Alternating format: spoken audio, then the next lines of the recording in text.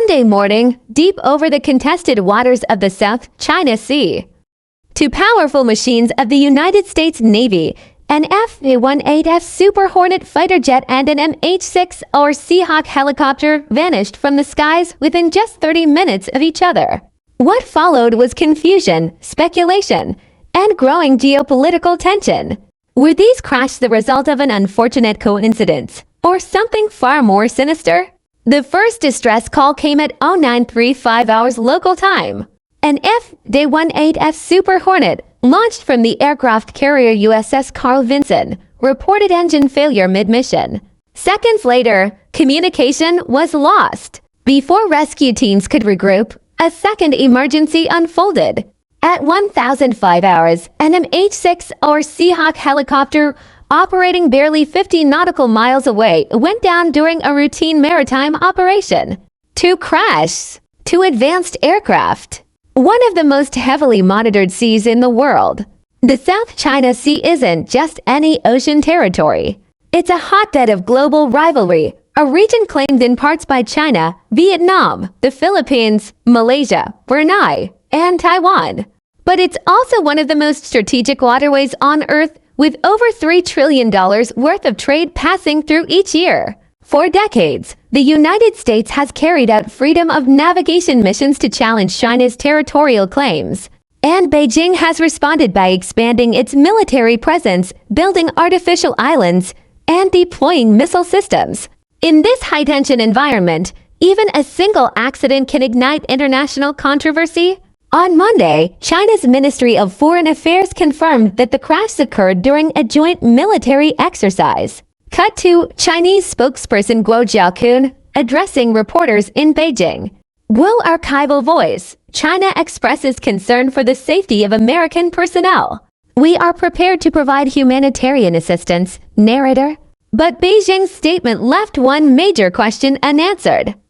What kind of exercise were American jets and helicopters conducting so close to Chinese claimed waters? The U.S. Navy confirmed both crashes but offered few details. A spokesperson described them as separate operational incidents and said investigations are underway. But the official silence has only fueled speculation. Were these mechanical failures, pilot error? Or could there be external interference, perhaps cyber or electronic?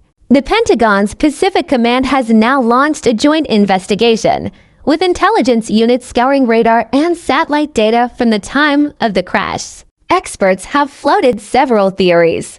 Technical malfunction. Both aircraft are decades-old platforms. Some analysts say mechanical fatigue could be to blame, especially in tropical conditions. Environmental factors. The South China Sea is notorious for unpredictable weather and strong magnetic anomalies that can interfere with navigation systems.